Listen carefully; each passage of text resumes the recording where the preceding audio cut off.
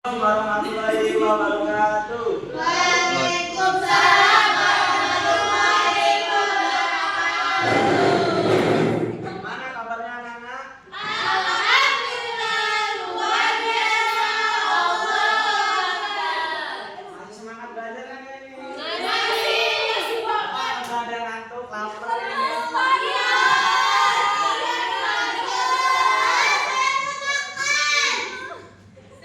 Ya nanti sarapan ya habis ini ya.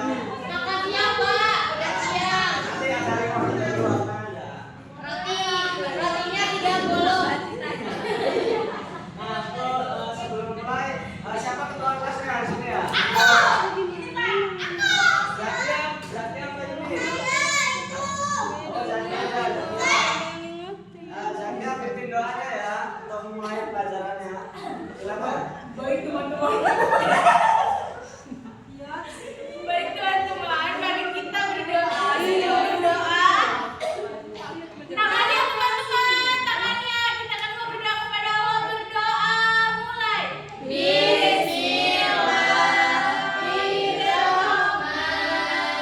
Bismillahirrahmanirrahim. Raditu billahi rabban wa bil islami dinan wa bil Muhammadin nabiyya wa rasula. Rabbi zidni ilma warzuqni fahma. Amin ya rabbal alamin. Oke, udah saya. Mungkin sebelum mulai, Bapak absen dulu ya, siapa yang nggak hadir pada pagi hari ini? Agung Kurniawan, hadir nggak? Kenapa? Umroh. Umroh. Masya Allah. Semoga yang lain bisa cepat kesel ya. Susiana, hadir nggak? Hadir. Hadir. Supran hadir nggak? Hadir. Baru hadir Pak. Parah. Hadir ya.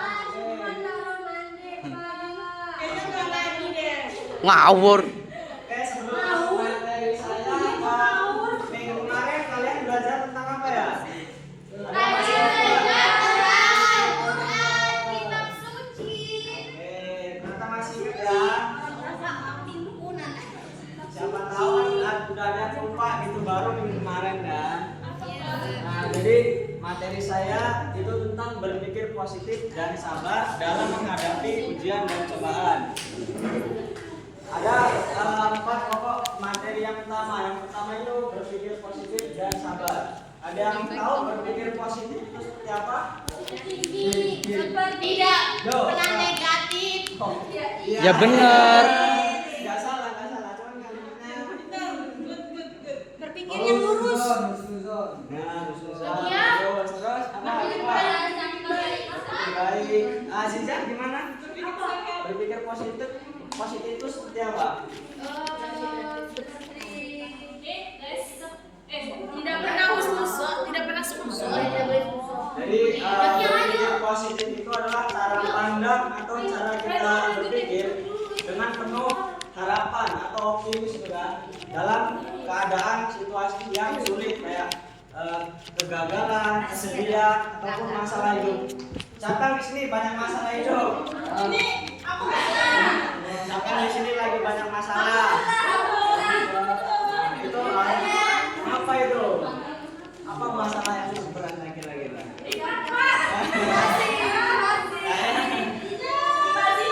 Oke. Nah, dalam konteks ini berpikir positif itu yaitu meyakini bahwa masalah hidup tadi itu ada hikmahnya semua teman-teman. Dan juga ada ketika kita diberi ujian atau cobaan itu adalah proses kita untuk menjadi lebih baik lagi. Dan juga itu tidak berusaha kepada Allah atau mengalahkan orang lain dan juga terus berusaha mencari solusi. Jangan hanya ngeluh. Siapa yang di sini kalau ada masalah itu cuma bisa ngeluh.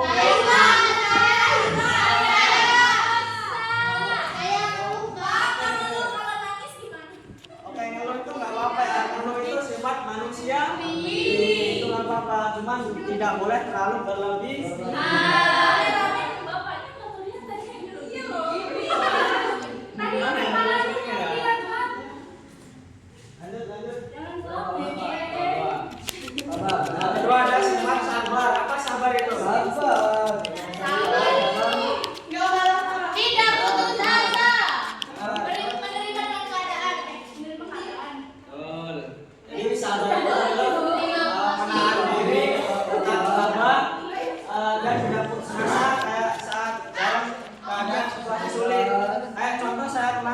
teman-teman ini daftar beasiswa tuh, dia gagal beberapa kali gagal.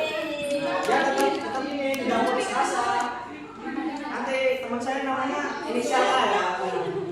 Asupri. Beasiswa gagal terus sampai beberapa kali akhirnya dia berhasil mendapatkan beasiswa.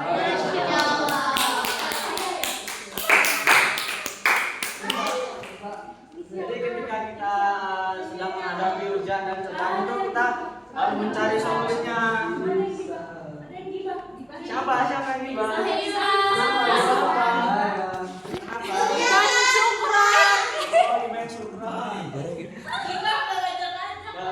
Jadi ketika kita dapat ujian kita tuh harus cari jalan keluar atau solusinya. Bukan cuma gimana ya. Kayak mana caranya, tapi kita harus cari tahu dulu gimana masalah kita kayak gini. Jadi kita harus selesaiin gini caranya. Oke? Oke. Lanjut. Kelompok yang mana Pak? Mata yang kedua itu ada macam-macam ujian dari Allah Subhanahu Wa Taala. Oke. Saila tolong bacakan suratnya. Kori sembilan. Bismillahirrahmanirrahim. Walanabluwannakum bisyai'in minal khawfi wal ju'i wa naqsin minal amwali wal anfusi was samarat wa basyiris sabirin alladzina idza asabatuhum musibah qalu inna lillahi wa inna ilaihi raji'un ulaika alaihim salawatun min rabbihim wa rahmah wa ulaika humul muhtadun.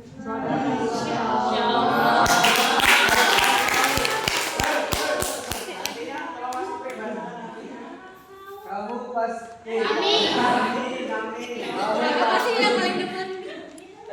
akan mengujimu dengan sedikit ketakutan dan kelaparan, kekurangan harta, jiwa dan buah-buahan. Katakanlah wahai Muhammad, kabar gembira dari orang sabar, yaitu orang-orang yang apabila ketika musibah mereka mengucapkan inna lillahi wa inna ilaihi raji'un. Kami adalah milik Allah dan semuanya hanya kepadanya kami akan kembali. Nah, jadi ketika kita sedang dalam musibah, kita mengucapkan innalillahi wa inna ilaihi raji'un. Jadi kata innalillahi itu bukan cuma untuk orang meninggal saja ya, tapi untuk orang yang sedang tertimpa musibah. Dari sebenarnya dari surat Al-Baqarah ayat 155 sampai 157 ini Allah ini menguji kaum muslimin dengan berbagai ketakutan, kelaparan, kekurangan harta, jiwa, bahan makanan. Nah, dengan ujian ini Muslim itu dituntut untuk menjadi mental yang kuat, keyakinan yang kokoh, jiwa yang tabah dan tahan diuji atau tahan ujian dan cobaan selanjutnya gitu. Next. Nah, ini ada hadis ya. Lagu Dana Supri itu apa di situ? Mana Pak? Ya Allah, kok ya. Mana Pak? Ini di sini. Dari Mus'ab ya. Dari Mus'ab bin Sa'id dari ayahnya ia berkata, wahai Rasulullah, manusia manakah yang paling berat ujiannya? Beliau menjawab, para nabi, kemudian yang semisalnya dan semisalnya lagi. Seseorang akan diuji sesuai dengan kondisi agamanya. Apabila agamanya begitu kuat atau kokoh, maka semakin berat pula ujiannya. Apabila agamanya lemah, maka ia akan diuji sesuai dengan kualitas agamanya. Nah, jadi dari hadis riwayat Tirmizi ini menegaskan bahwa setiap orang itu akan diuji dan dikasih cobaan itu sesuai kemampuannya masing-masing. Tidak di luar batas kemampuan hambanya ya. Lanjut. Nah, di sini ada macam-macam macam-macam ujian. Yang pertama ada musibah. Musibah ini berasal dari kata sabah yusibu yang berarti menimpa, mengenai, terjadi. Nah, musibah ini adalah segala kejadian tidak menyenangkan yang menimpa pada seseorang. Contohnya ada kayak penyakit, kehilangan, kegagalan, dan bencana alam. Mas Supran, apa sih contoh penyakit dari musibah? Atau kehilangan deh, kehilangan apa? Contoh Mas Supran. Kehilangan uang. Uangnya kenapa? Dimaling atau jatuh di jalan atau gimana? Kelakuan sendiri, Pak. Oh, kelakuan sendiri ya. Pak, saya kehilangan. Kehilangan apa? Bapak saya.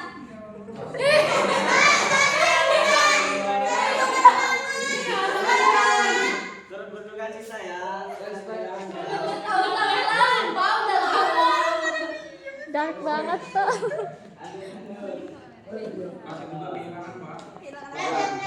Nah, ini ada macam-macam musibah, bencana alam ada apa aja itu? Gempa bumi, banjir, letusan gunung berapi, tsunami. Siapa di sini yang rumahnya sering kebanjiran?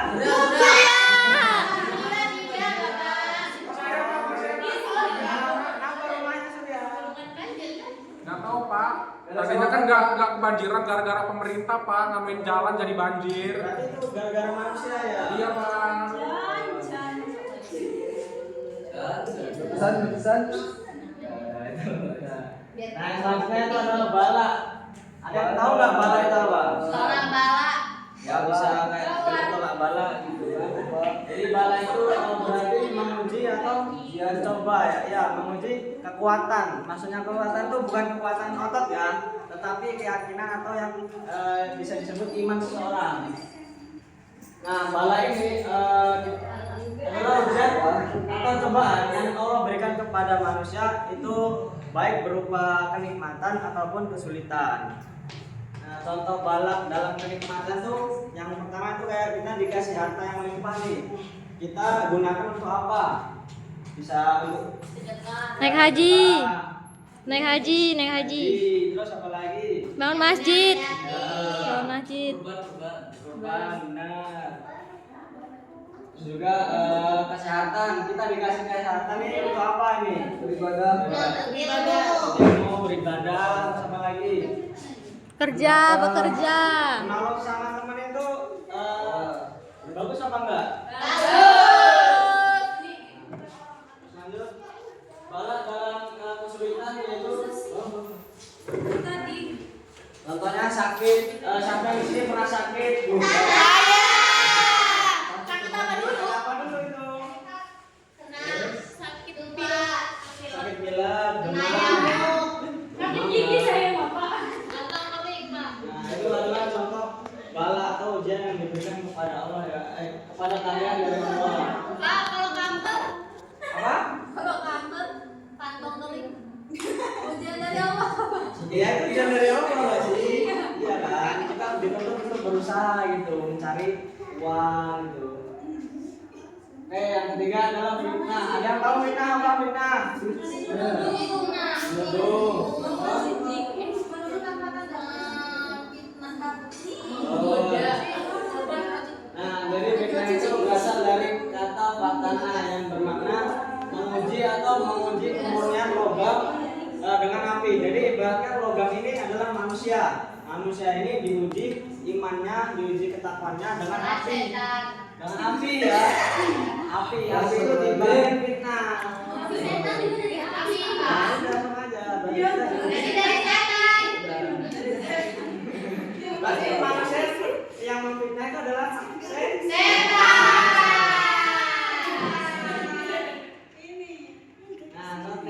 lanjut coba.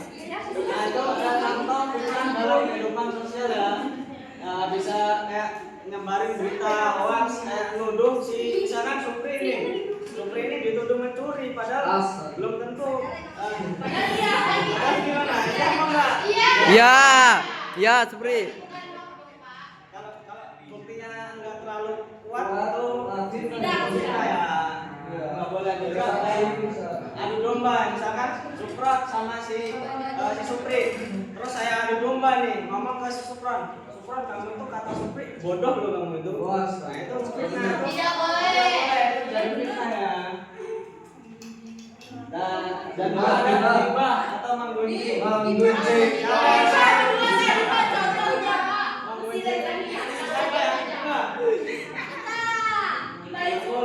Boleh itu ya. Baiklah.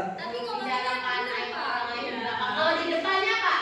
Kalau di depannya boleh hibah namanya.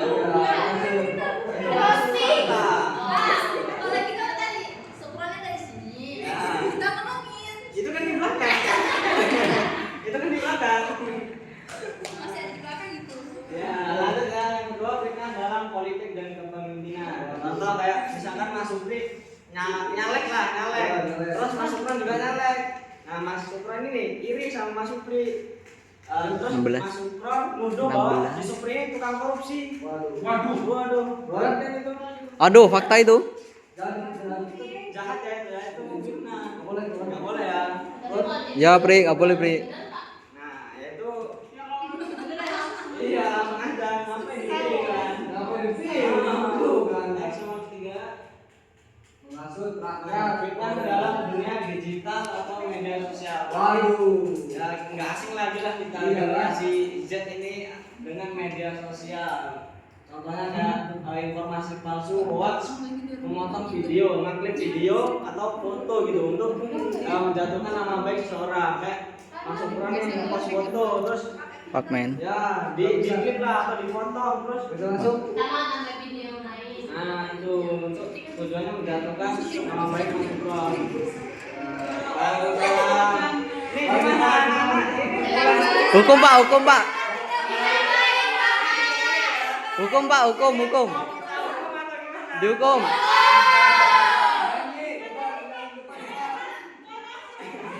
Yang di depan, Pak.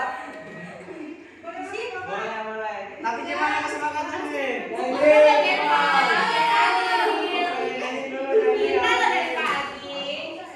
Nyanyi dulu, nyanyi. Oh iya, lupa ya. Nanti ya break ya.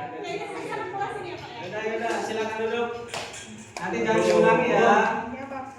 Boleh sini, Pak. Ini, Pak. Boleh, Pak. Lanjut fitnah dalam keluarga. Nah, contoh kayak misalkan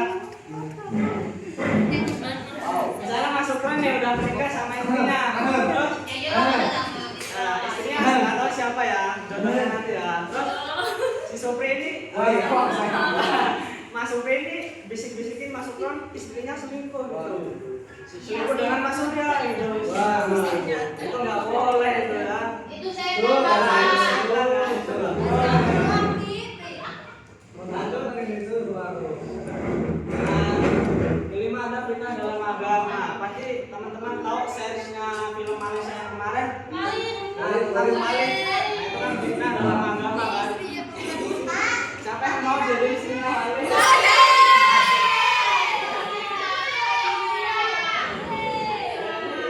Batinnya Malin ya. Lanjut materi yang ketiga adalah keniscayaan dan ujian dalam hidup. Apa yang kalian tahu tentang keniscayaan? Niscaya. Sesuatu yang pasti terjadi, tidak dapat dihindari. Kalau jadi keniscayaan itu sesuatu yang pasti terjadi. Udah berat, ngapain di sini, Pak? Dari contohnya kayak takdir dan hukum alam. Takdir yang tidak bisa dihindari apa?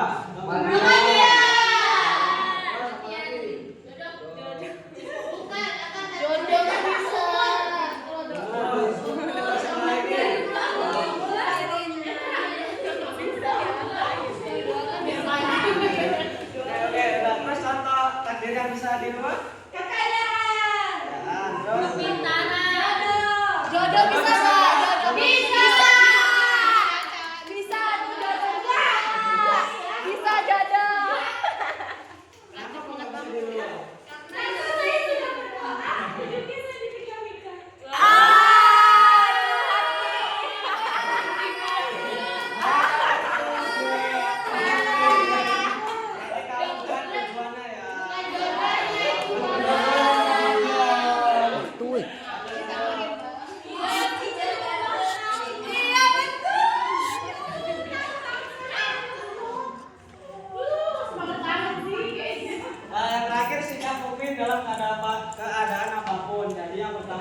sabar dalam ujian dan musibah. Nah, tidak mengeluh dalam berujian, tidak menyalahkan takdir. Itu tidak boleh ya, tadi pasti menyalahkan ya. Menyalahkan orang lain tuh. Bersikap tenang dan selalu berdoa kepada Allah. Mengakini bahwa setiap musibah dan ujian itu meningkatkan derajat manusia. Yang kedua adalah husnuzon atau berperang Allah. Yakin bahwa semua itu ada kebaikan, ada hikmahnya. Kayak misalkan jodoh, ternyata kita udah doa nih sama Allah, nggak dikasih ternyata, itu bukan jodoh kita, pasti ada kebaikannya. Mungkin dia orangnya lebih kayak mana gitu kan. Baik di mata kita belum tentu baik di mata Allah. Paham anaknya? Syukur dalam nikmat nih, mengucapkan alhamdulillah atas segala karunia-Nya. Pagi ini sudah mengucapkan alhamdulillah belum? Ya, selalu bersyukur. Lanjut, tawakal dalam setiap urusan. Jadi berusaha sebaik mungkin, lalu menyerahkan hasilnya kepada Allah. Tidak gelisah atau putus asa. Nah, yang kelima adalah ridho terhadap takdir Allah. Tidak menyalahkan takdir atau disali. Ikhlas menerima apapun yang telah diberikan Allah. Lanjut, yang keenam ada istiqomah dalam ketaatan. Tidak mudah goyah dalam keadaan. Contoh nih kayak Mas Supri ini lagi nyari kerjaan nih, tiba-tiba ada tawaran untuk jadi apa namanya promotor judi. Itu kan nggak boleh ya, haram itu nggak boleh, jangan diambil ya teman-teman. Tetap tidak goyah dalam keadaan tadi, walaupun itu tawarannya gede, segede apapun hasilnya itu adalah uang nggak boleh. Pak, kalau misal kita ditawarin nih, misal kita pasang iklan di video gitu kan, video kita jadi promotor judi, kita dibayar 20 juta, kita ambil duitnya, kita nggak pasang iklannya, itu gimana Pak? Bagus. Ya, itu kan namanya dari orang yang udah kamu sepakati bersama kan itu terjadi karena sepakatan. Tapi kan itu dosa Pak, judi Pak. Ya udah,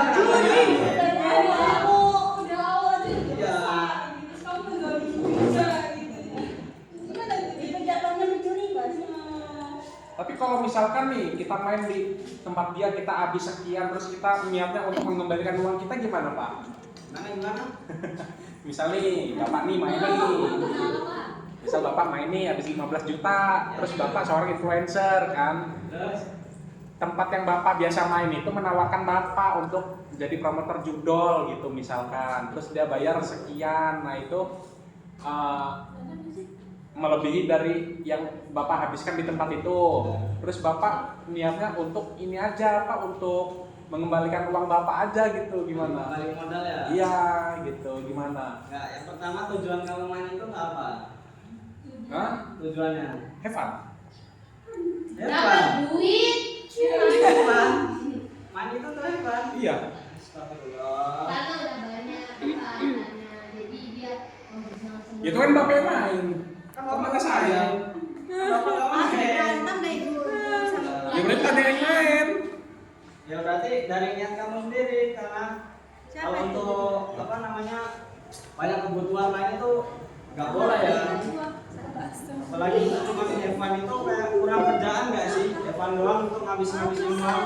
Lebih baik uangnya itu dipakai untuk kebutuhan yang lain, kayak misalkan makan atau ya bangun masjid. Insyaallah ya, bangun masjid ya, dengerin ya infak, sedekah, kayak gitu sudah ya. Bukan saya Pak. Siapa? Saya mewakili teman saya. Ada. Dia parah banget, parah banget. Jangan dicobain kayaknya. Nggak boleh ya itu ya, suruh jangan ditiru ya. Iya. Oke sih. Oke, sekian materi saya dan ingin ditanyakan. Singkat padat. Evaluasi ya. Saya bagi jadi 2 kelompok, sebelah sini kelompok 1, sebelah sana kelompok 2. Aku di mana Pak? Nah itu ada foto yang saya kirim di grup, silakan dibuka Pak, ya. kenapa nggak ditampilin sini aja Pak? Buka WA-nya. Apa sih? Panggil iya saya. Paling ada lope-lopenya Pak.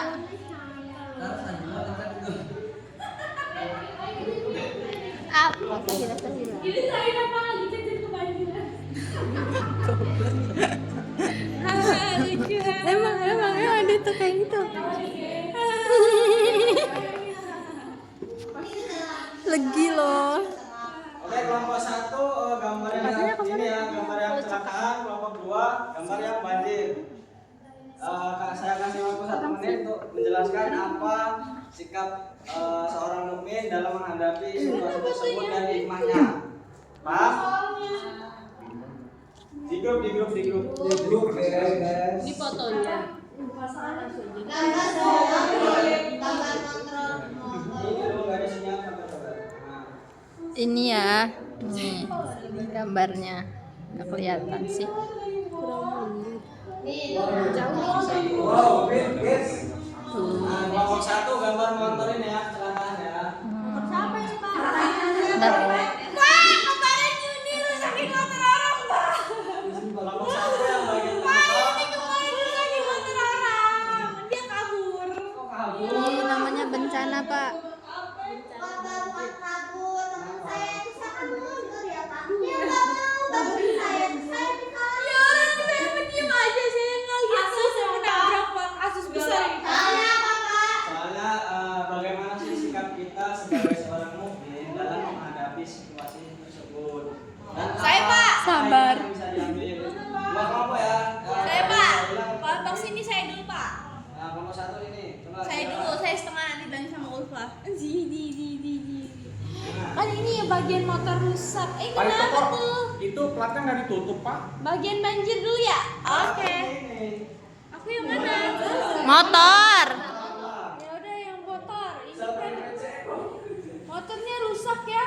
Ketabrak inilah itulah. Nah, dalam keadaan ini kita harus terima. Kenapa harus terimanya Pak? Karena segala sesuatu udah takdirullah. Nah mungkin motornya rusak ini udah takdir dari Allah. Dan kalau kita berbesar hati dan husnuzon, bahwasanya Allah akan mengganti yang lebih baik gitu. Jadi kita harus lebih bersabar dan juga yakin bahwasanya Allah memiliki rencana yang lebih baik dan motor Beat Carbo itu gitu. Nomor dua. Tentang ini banjir gimana? Gimana? Ayo yang baru datang.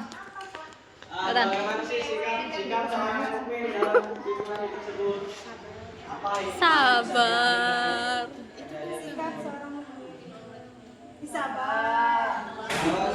Masa sabar doang? Saling tolong menolong, mengambil hikmahnya Pak. Ya, apa hikmahnya? Ada hikmahnya Jangan kau sampai.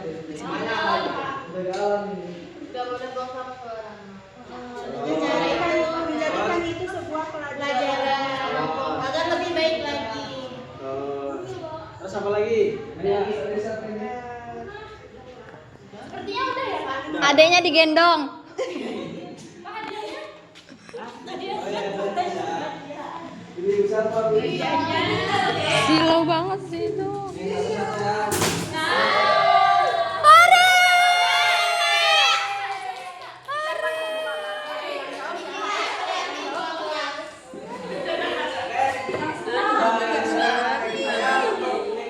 Silakan kerjakan halaman 30 ya. Di situ ada tugas seperti minggu depan, silakan dikumpul, yang tidak kumpul berdiri di lapangan, oke? Sekian materi yang bisa saya sampaikan. Jika ada salah, saya mohon maaf. Pada Allah saya mohon ampun. Akhir kata, wabillahi taufiq wal hidayah. Wassalamualaikum warahmatullahi wabarakatuh.